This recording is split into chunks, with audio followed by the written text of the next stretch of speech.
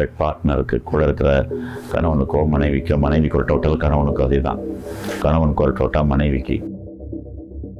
So அவங்க deep sleep போக முடியாமல் அந்த குரட்டை பாதிக்கிறப்ப அதுக்கு ஒரு இரிட்டேஷன் வந்து அதுவே வெறுப்புக்கு காரணமாகி சின்ன சத்தத்தை கூட அதுக்கப்புறம் டாலரேட் பண்ண முடியாமல் போகிறது தான் குரட்டையோட பெரிய பாதிப்பு.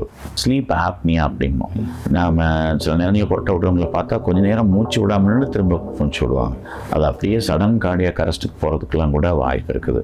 ஸோ நடுவில் கொஞ்சம் நேரம் ஆக்சிஜன் இல்லாத நேரங்கள்லாம் மூளை எவ்வளோ பாதிக்குது போக போக, அது உடலில் ஏற்படுத்துகிற தாக்கம் என்ன அப்படிங்கிறதெல்லாம் பெரிய படிப்பு போயிட்டே இருக்குது. அதனால ஸ்லீப் ஆப்னியா வர்ற அளவுக்கு கொஞ்சம் நேரம் குழந்தையோ பெரியவங்களோ குரட்டை விடும்போது அவங்க ரொம்ப கொஞ்சம் நேரம் மூச்சு விடுறதே இல்லாமல் நிறுத்திட்டு திரும்ப விடும்போதெல்லாம் அவங்களுக்கு திடீர் மரணம் வர்றதுக்குள்ள வாய்ப்பு இருக்குது. தூக்கம் முக்கியமாக பாதிச்சிடும். அவங்க முடிச்சிருப்பாங்க, அவர் தூங்கிட்டு இருப்பார், நல்லா தூங்கி காலையில் எழுந்திருப்பார். அது போக ஒரு வெறுப்பில் தான் போய் முடியுது. நிறைய தனித்தனி அறைகளில் படுக்கிறதன் மூலமாக சில நேரங்களில் அவங்களோட உள்ள க்ளோஸ்னஸ், ஒரு கம்பேனியன்ஷிப் லூஸ். வெள்ளரிக்காய், கேரட்டு, தக்காளி, வெங்காயம், கோஸு, பெங்களூர் மிளகாய், முள்ளங்கி, வெண்டைக்காய், காரமணி வரைக்கும் 9 காய் பச்சையாக சாப்பிடலாம். தமிழ் நேயர்களுக்கு வணக்கம். தற்போது வெளியாகியுள்ள குட்நைட் திரைப்படம் ஒரு குடும்பத்தில் குரட்டையால் சிந்திக்கும் பிரச்சனைகள் பற்றி பேசுகிறது. இந்த படத்தில் சொல்லப்படுவது போல குரட்டை அநேகமாக பெரும்பான்மையாக எல்லோரு வீடுகளிலும் உள்ள ஒரு பிரச்சனை. குரட்டை ஏன் ஏற்படுகிறது, எப்படி ஏற்படுகிறது, இதற்கு தீர்வு என்ன? இது தொடர்பான நம் சந்தேகங்களுக்கு விளக்கம் அளிக்கிறார் பிரபல மருத்துவர் அருணாச்சலம் அவர்களுடன் பேசலாம். வணக்கம். வணக்கம். இப்போ இந்த குட்நைட்னு ஒரு படம் வந்திருக்கு. அந்த படத்தில் ஒரு இளைஞருக்கு குரட்டை பிரச்சனை இருக்குது. அது அந்த குடும்பத்தில் ஒரு எல்லாத்துக்குமே ஒரு பெரிய பிரச்சனையாக இருக்குது. அதுக்கு பல்வேறு அதை குட்டையை சரி பண்ணுறதுக்கு பல்வேறு முயற்சிகள் எடுக்கிறாங்க. அது கடைசி வரைக்கும் முடியல. அப்புறம் குரட்டையோடய வாழலாம் அப்படிங்கிற ஒரு முடிவுக்கு வந்துடுறாங்க. சந்தோஷமாக அந்த படம் முடியுது. இப்போ இந்த குரட்டை ஏன் ஏற்படுது, இது எப்படி ஏற்படுது? இது வயசு சார்ந்த ஒரு பிரச்சனை. ஆண் பாலார்களுக்கு அதிகமாக இருக்கிறதுங்கிறது ஒரு விஷயம் இருக்குது. ஏன்னா ஆண்களுக்கு வோக்கல் கார்டு, அந்த பேசேஜ், ஏர் பேசேஜ் சுவாச பேசேஜ் சுவாச பாதை குறுகலாக இருக்குது பெண்களை விட. ரெண்டாவது இது நிச்சயமாக உடல் பருமனோடு சார்ந்த ஒரு விஷயம். மூணாவது உடல் பயிற்சி இல்லாததுனால, எந்த பயிற்சியும் இல்லாமல் காற்று பாதையை ரொம்ப வேகமாக சுவாசிக்கிறது தான் ஒரு உடற்பயிற்சியுடைய முக்கியமான விஷயங்களாக இருக்கும். அதுவும் இதில் இல்லாதவங்க, எந்த உடற்பயிற்சியும் இல்லாமல் உடல் பருமனோட இருக்கிறவங்களுக்கு தான் இந்த நோயுடைய பாதிப்பு அதிகமாக இருக்கும். இதில் என்ன நடக்குமா, நமக்கு சுவாசப்பாதை மூக்கில், அது வாய் வழியாகவும் இருக்கலாம் சில நேரம். அதுக்கப்புறம் மூக்கை கடந்ததுக்கப்புறம் ஃபேரிங்ஸில் அப்பர் ஃபேரிங்ஸ் இருக்குது. அதுக்கப்புறம் நம்ம படுக்கும்போது அந்த உள்நாக்கு அது பின்னால் போகிற இடம் இருக்குது. ஃபேரிங்ஸில் 3 பகுதி, அப்பர், மிடில், லோவர், அதிலெல்லாம் தசைகளுடைய பருமன் அதிகமாகிறது. அது ஒவ்வொரு இடத்துலையும் ஒவ்வொரு மாற்றத்தை தரும். கடைசியாக காற்று, நம்ம இந்த சுவாசப்பாதைக்கு போகிற அந்த காற்று பாதை, இதிலெல்லாம் திக்னஸ் கூடி குறையிறதுனாலையோ, உடல் பருமன் கூடும்போது அதனுடைய பாதிப்பாக அங்கேயும் பருமன் அதிகமாகும்போது அது காற்று போக முடியாமல் ஏற்படுத்துகிற சத்தம் தான், அதனுடைய சுவர்களில் உராய்ந்து ஏற்படுத்துகிற சத்தம் தான் இந்த ஸ்னோரிங்னு சொல்லக்கூடியது. எந்த இடத்துல அது ஏற்படுத்துறதுங்கிற பொறுத்து காது, மூக்கு, தொண்டை நிபுணர்கள் ஸ்லீப் ஸ்டடி அப்படின்னு ஒன்று இருக்குது. அதை பார்த்துட்டு அதில் வச்சு இதில் என்ன பண்ண முடியும் அப்படின்னு பார்ப்பாங்க.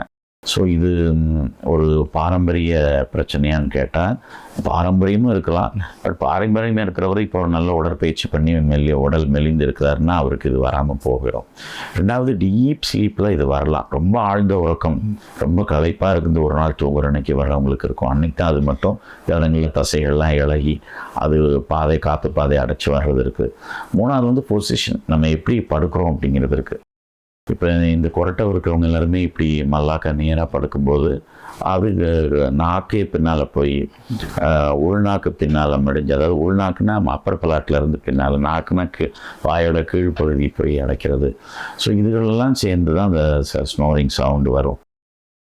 இது இப்போ ஏதோ லேசாக இருக்குது, தூக்கத்துக்கு சில நேரங்களில் ஃபேனே சத்தம் போடுது நம்ம வீடுகளில், ஏசி சில வீடுகளில் சத்தம் போடுது. அதெல்லாம் யாராவது குறையாக எடுத்துக்கிறாங்களா? ஆனால் அன்றைக்கி எப்படியோ அதில் தூங்க முயற்சி பண்ணுறாங்க. ஏன்னா ஏசி மேலே கோவப்பட முடியாது, ஃபேன் மேலே கோவப்பட முடியாது. ரிப்பேர் பண்ணுற வரைக்குமாவது அதில் தூங்க பழகிடுறோம். ஸோ இது ஓரளவுக்கு அது பழகிட்டோம்னா அதுக்கு பிரச்சனை இருக்காது. நான் முடியாத கட்டங்கள் இருக்குது, எவ்வளோ தான் பண்ணாலும் என்னுடைய தூக்கம் நைட்டில் இப்போ சூப்பர்ஃபிஷியலாக தூங்குகிற பெட் பார்ட்னருக்கு கூட இருக்கிற கணவனுக்கோ மனைவிக்கோ, மனைவிக்கு ஒரு டோட்டல் கணவனுக்கு அதே தான், கணவனுக்கு ஒரு டோட்டல் மனைவிக்கு.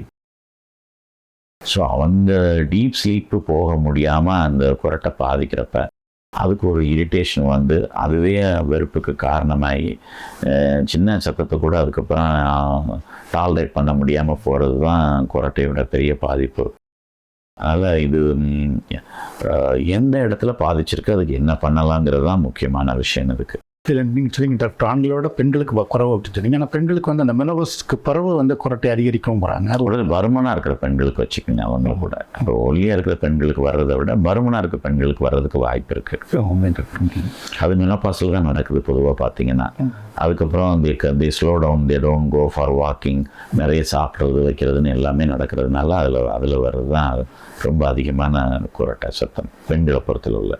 ஆண்களுக்குமே பார்த்தீங்கன்னா 40க்கு அப்புறம் தான் பொதுவாக அதிகமாக இருக்கும். சின்ன வயசுலேருந்து வர்றவங்க, உடல் பருமனோடு இருக்கிறவங்க எந்த வயசில் பருமன் வந்தாலும் உடல்லாம் பறக்கும்போது குழாய் எங்கே உள்ள காற்று பாதையும் உள்சோறு வீங்க ஆரம்பிச்சதுன்னா அது எந்த இடத்துல வீங்குதுங்கிறத பொறுத்து இருக்குது. அதனால் அவங்களுக்கு அது கஷ்டப்படலாம். இது வந்து ஒரு வியாதின்னு இருந்தாலும் தீர்வுகள் ரொம்ப கண்டுபிடிக்கப்பட முடியாத ஒரு வியாதியாக இருக்குது. ஏன்னா அசஸ் பண்ணிவிட்டு பண்ணும்போது ஆப்ரேஷன்ஸ்லாம் நிறைய சஜஷன் சொல்கிறாங்க.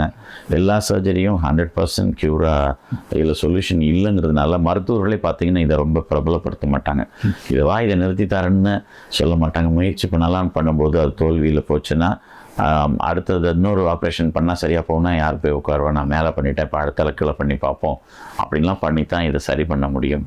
ஸோ அதனால் இது நிச்சயமாக வியாதின்னு தான் சொல்லணும். ஏன்னா இந்த குரட்டைனால் பாதிக்கப்படுறவங்களுக்கும் இதில் பெரிய பாதிப்பு இருக்குது.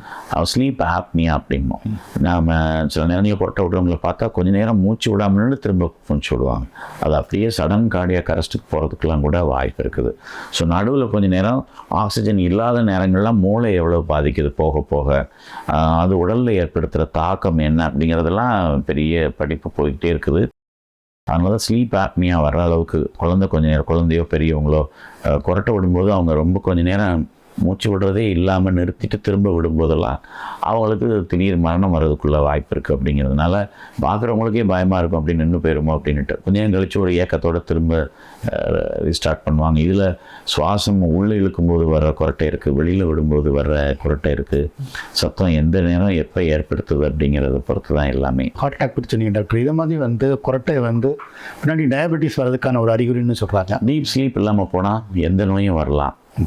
டீப் ஸ்லீப் இல்லாத 6 மாதம் தூங்காத பெண்கள், 3 மாதம் தூங்காத ஆண்கள், அவங்களுக்கெல்லாம் வந்து சக்கரை வியாதி வரும்னு சொல்கிறோம். 40 வயசுக்கு மேலே உடல் பருமனோடு இருக்கிறவங்க பல்வேறு காரணம் ஆயிரும். அதுக்கப்புறம் உடல் பருமன், அப்புறம் தூக்கமும் இல்லைன்னா அடுத்தால சக்கரை வியாதி தான் வரும். அப்போ குவாலிட்டி ஸ்லீப் இல்லைன்னா நீங்கள் நல்ல வாக்கிங் அது மாதிரிலாம் போக மாட்டீங்க. ஸோ அதுவே இது கொண்டு வந்து தள்ளி விட்டுரும். குரட்டை விடும்போது அந்த சட்டம் வருது, அந்த டெசிபிள் அளவிடுறாங்க டாக்டர். இந்த டெசிபிள் அது எவ்வளோ இருந்தால் ஆபத்து, இல்லை எவ்வளோ இருந்தால் நல்லது, பிரச்சனை இல்லை அப்படின்னு எடுத்துக்கலாம். 55 டெசிபிள் டு ஒரு 65 டெசிபிள் வந்து நம்ம ஒரு ஃபேனோ ஏசியோ ஏற்படுத்துகிற ஒரு சின்ன நாய்ஸோ அதில் அதிகமாக டிஸ்டர்பன்ஸ் இருக்காது. அதில் அது நோயாளிக்கும் அதிகமாக தாக்கம் இருக்காது. அதுக்கு மேலே மாடரேட்டாக வர்றது வந்து மீடியமாக வர்றது வந்து ஒரு 55 to 65, 55 to 70. 70க்கு மேலே போனால் இட்ஸ் லவுட் ஸ்னோரிங். அது வந்து பார்ட்னரையும் பாதிக்கும், அவங்க தூக்கத்தையும் பாதிக்கும், இவருடையக்கும் ஸ்லீப் ஆப்னியாலாம் வர்றதுக்குள்ள வாய்ப்பு இருக்குது. ஸோ இந்த டெசிபிள்ஸ் நம்ம இருந்தால் கூட ஸ்னோரிங்னு வந்ததுக்கப்புறம் நம்ம ஒரு மனுஷன் என்ன செய்யலாம் அப்படின்னு கேட்டிங்கன்னா முக்கியமாக வெயிட்டை குறைக்கிறது தான் பெரிய விஷயம். அது தவிர சில எக்ஸசைஸ் த்ரோட்டுக்கு சேர்ந்து பாடுறது கூட நல்லதுன்றாங்க, சில வவல்ஸை உச்சரிக்கிறது நல்லதுன்றாங்க. நம்முடைய உள்நாக்கு அதை உயர்த்தி வச்சுன்னு கண்ணாடியில் பார்த்து செய்கிற எக்ஸசைஸ், அது தொங்க விடாமல் அது லூஸ் ஆகாமல் பார்த்துக்குவோம் அப்படின்னு. இப்படி த்ரோட்டில் உள்ள எல்லாத்தையுமே நம்ம வந்து கொஞ்சம் டைட் பண்ணுற மாதிரி நம்முடைய எக்ஸசைஸ் வேணும் அப்படின்றாங்க. நல்ல ஓடுறது, வாக்கிங், ஜாகிங் அதெல்லாம் கூட உதவி பண்ணனாலும் இதெல்லாம் 100% ரிசல்ட் இல்லாமல் இருக்கிறது தான் உண்மை. அதே நேரத்துக்கு வந்து இதுக்கு ஒரு தீர்வு இல்லைன்னு சொன்னீங்க. அதே நேரத்தை வந்து இதை குறைக்கிறதுக்கு ஏதாவது வழி இருக்கா? உதாரணமாக வந்து நீங்கள் மல்லாந்து படுத்தா கொஞ்சம் முழுக்க தீர்வு இல்லைன்னு சொன்னால் சில ஸ்லீப் ஸ்னோரிங் ஸ்பெஷலிஸ்ட்லாம் இப்போ வந்துட்டு அவங்களாம் கோச்சுப்பாங்க. நோயாளி பக்கத்தில் இருந்து இதை பார்க்கும்போது ஒரு 90% இருக்கலாம் அப்படிங்கிற மாதிரிலாம் சில நேரம் வருது. சில சர்ஜரி ஃபெயில் ஆகிறது இருக்குது. ஆனால் இதுக்கான விடையை தேடி போகணும். இது அந்தளவுக்கு பாதிப்பை ஏற்படுத்துதுன்னா இஎன்டி சர்ஜன்ஸு, ஸ்லீப் டிஸார்டர்ஸை குணப்படுத்துகிற டாக்டர்ஸ் அவங்கெல்லாம் இதுக்கு தீர்வு தெரிஞ்சவங்க இருக்கலாம். என்ன அது கொஞ்சம் எக்ஸ்பென்சிவாக இருக்கலாம், அஷ்யூர்ட் ரிசல்ட் இல்லாமல் இருக்கலாம். பட் ஓரளவுக்கு அவங்ககிட்ட வழி இருக்குது. ஆனால் எல்லா மருத்துவர்களும் அதை நீங்கள் போய் பண்ணிக்கிங்கன்னு சொல்லி எழுதுகிற அளவுக்கு இன்னும் பிரபலமாகலைங்கிறது தான் உண்மை. மற்றபடி இப்போ ஒரு பக்கமாக படுக்க வைக்கிறது, அதுக்கு பின்னால் ஒரு முதுகில் சாய விடாமல் பில்லோ வச்சுக்கிறது, பால்ஸ் வச்சுக்கிறது, அந்த மாதிரி பொசிஷன் சொல்கிறது, நான் சொன்ன மாதிரி வெயிட் ரெடியூசிங் எக்ஸசைசஸ், அப்புறம் த்ரோட்டில் அந்த காற்று சுவாச பாதை ஏர் பேசேஜ் இருக்கிற அந்த பேசேஜ்களில் உள்ள வீக்கத்தை குறைக்கிறதுக்குன்னு உள்ள உடல் பயிற்சிகள், இப்படி நிறைய விஷயங்கள் இருக்குது. ஸோ எனக்கு தெரிஞ்சு இது ஸ்லீப் ஸ்டடி பண்ணிவிட்டு ஒரு இஎன்டி டாக்டர் ஒரு முயற்சி பண்ணி பார்க்குறது மாதிரி நல்லது எதுவுமே இல்லைன்னு தான் நான் சொல்வேன். இப்போ இது மாதிரி நீங்கள் குரட்டை விடுறவங்களுக்கு இருக்கிற பிரச்சனை இதுவரை அவங்க கூட இருக்கிறவங்களுக்கும் பார்ட்னருக்கும் பிரச்சனை இருக்குன்னு சொன்னீங்க. வந்து டீப் ஸ்லீப் இல்லாதனால வர்றதுனால ஸோ அவங்களுக்கு என்னென்ன விதமான பிரச்சனைகள் வர வாய்ப்பு இருக்குது, அவங்க அதை எப்படி சரி பண்ணிங்க? தூக்கம் முக்கியமாக பாதிச்சிடும். அவங்க முடிச்சிருப்பாங்க, அவர் தூங்கிட்டு இருப்பார், நல்லா தூங்கி காலையில் எழுந்திருப்பார். அது போக ஒரு வெறுப்பில் தான் போய் முடியுது. நிறைய தனித்தனி அறைகளில் படுக்கிறதன் மூலமாக சில நேரங்களில் அவங்களோட உள்ள க்ளோஸ்னஸ், ஒரு கம்பேனியன்ஷிப் தே லூஸ். அதுக்கப்புறம் இந்த ஒரு காரணத்தினாலே அவங்க வெறுப்புகள் கூடுறதுக்குள்ள வாய்ப்பு இருக்குது. டாலரபிலிட்டி எவ்வளோ இருக்குது, அக்செப்டபிலிட்டி எவ்வளோ இருக்குது, அடாப்டபிலிட்டி எவ்வளோ இருக்குது அப்படிங்கிறது தான். எவ்வளோ டாலரேட் பண்ண முடியும், அதை எவ்வளோ அக்செப்ட் பண்ணிக்க முடியும், அப்புறம் எவ்வளோ அதுக்கு அடாப்ட் ஆக முடியும் அப்படிங்கிறது தான் இதில் முக்கியம். சின்ன சத்தத்துக்கே சென்சிட்டிவாக இருக்கிற பெண்களாக இருந்தால் நிச்சயமாக இதில் மற்ற ரெண்டுமே இருக்காது. டாலரபிலிட்டி இருக்காது, அக்செப்டபிலிட்டி இருக்காது, அடாப்ட் ஆகணும் அவசியமே கிடையாது. அவங்களுக்கு எங்கேயும் போய் எப்படியும் நம்ம இருந்துக்கோன்னு சொல்லக்கூடிய சூழ்நிலை தான் வந்து சேரும். ஸோ ஸ்னோரிங் ஒரு பக்கம் இருந்தால் கூட அதை ஒரு தாய் தன்னுடைய பிள்ளைக்கு ஸ்னோரிங் இருந்தால் என்ன செய்வா, குழந்தைங்களுக்கும் இது இருக்கிறதா இருக்குது, அதிநாயிட்டு பிராண்டில் வர்றாது, குழந்தைக்கு ரோட்டில் போட்டுருவாங்களா. ஸோ இது பெண்ணோ ஆணோ இது அணுக வேண்டிய முறை இது ஒரு நோய்ங்கிற மாதிரி எடுத்துக்கிட்டு நான் சொன்ன 3 விஷயந்தான். முதல்ல அக்செப்ட் பண்ணணும், அடாப்ட் பண்ணணும், அதுக்கப்புறம் அதை டாலரேட் பண்ணவும் கற்றுக்கிட்டான்னு செய்யணும். வேறு வழி இல்லை. அதுக்கு நிறைய விஷயங்களில் ஒன்று இயற்பிழக்க வச்சு அவங்க மூடிட்டு படுக்கிறதா. காதை மூடிட்டா சத்தம் கேட்க போகிறதில்ல, ரொம்ப சிம்பிள். ஏன்னா இது அந்த பக்கம் என்ன பண்ணாலும் முடியாதுங்கும் போது நம்ம ஒரு வெடிச்சத்தம் கேட்காம இருக்கிறதுக்கோ, இல்லைன்னா ஒரு ஃப்ளைட்டில் ஜேர்னி ஆகும்போது நமக்கு ரொம்ப இயற்பிழக்க போட்டு விட்டு நம்ம பாட்டுக்கு தூங்குறதோ, இல்லை வீடுகள்லேயும் கூட இப்போ பசங்க உட்காந்து டிவி பார்க்குறதா இருந்தால் அம்மா கஷ்டமாக இருந்தால் என்ன செய்வாங்க, அந்த பிளக்க மாட்டி தூங்குன்னு சொன்னால் அதை கேட்க தான் செய்வாங்க. அந்த மாதிரியான ஒரு அணுகுமுறை இதுக்கு நல்லதுன்னு நான் நினைக்கிறேன். ஒரு பக்கம் அவங்களும் வைத்தியத்துக்கான தேவையை தேடி பார்த்துக்கணும். உடல் பருமன் ஒரு முக்கியமான பிரச்சனையாக இருக்குன்னு சொன்னீங்க. இப்போ அதை குறைக்கிறதுக்கு நம்ம உணவு பழக்க வழக்கத்தில் என்ன மாற்றம் ஏற்படுது? இல்லை, உடல் பருமனே உணவு பழக்கத்தில் மட்டும்தான் குறைக்க முடியும். இப்போ ஒரு மார்பிட் ஒபிசிட்டின்னு சொல்கிற ஒரு 100 கிலோகிராம்ஸ்க்கு மேலே இருக்காங்க, 180 சென்டிமீட்டர் தான், 30 கிலோக்கு மேலே வெயிட் இருக்குது அப்படின்னாலே அவங்க தன்னுடைய உடல் பருமனை குறைக்கிறதுக்கு நேரத்துக்கு சாப்பிட்றது முதல்ல அடாப்ட் பண்ணணும். மார்னிங் பிரேக்ஃபாஸ்ட் நல்ல பல்காக இருக்கணும், மதியம் லஞ்சுக்கு மினிமமாக இருக்கணும், மீடியமாக இருக்கணும், நைட்டு மினிமமாக சாப்பிடணும் ஃபஸ்ட்டு. ஸோ இதில் நம்ம என்ன வேலை செய்கிறோம், நம்ம இந்த கேலரியெல்லாம் கணக்கு பார்க்குறது கஷ்டம். அவங்க என்ன சாப்பிட்றாங்கன்னு அளந்துக்கிட்டு அதிலிருந்து நம்பரை குறைக்கிறதோ அளவை குறைக்கிறது. நான் இப்போ 4 கரண்டி சோறு எடுப்பேன், பிரியாணினா 5 கரண்டியும் எடுப்பேன், மீன் குழம்புனா 6 கரண்டியும் எடுப்பேன்னா முதல்ல எல்லாத்தையும் சேர்த்து ஒரு 3 கரண்டி கொண்டு வர பார்க்கணும். அந்த 3 கரண்டி அரிசியோ இட்லியோ தோசையோ இல்லை அப்படிங்கிறதுக்கு அதுக்கு சமமான காய்கறிகளை உள்ள உணவை உட்கொள்ள பார்க்கணும். காய்கறிகளில் மட்டும்தான் கேலரிஸ் இருந்தால் கூட அதை ஜீரணிக்கிறதுக்கு உடம்பு செலவழிக்கிற சக்தியும் அதிகமாக இருக்கிறதுனால பழங்களை போல் காய்கறிகள் உடல் பருமனை கூட்டாது. ஸோ அதில் பாயில்டு வெஜிடபிள்ஸை விட ரா வெஜிடபிள்ஸ் நல்லது. ஸோ சாலடும் சாண்ட்விச்சும் ரொம்ப நல்லது. சூப்பும் தப்பு கிடையாது, இல்லைன்னா கூட்டு பொரியலும் தப்பு கிடையாது.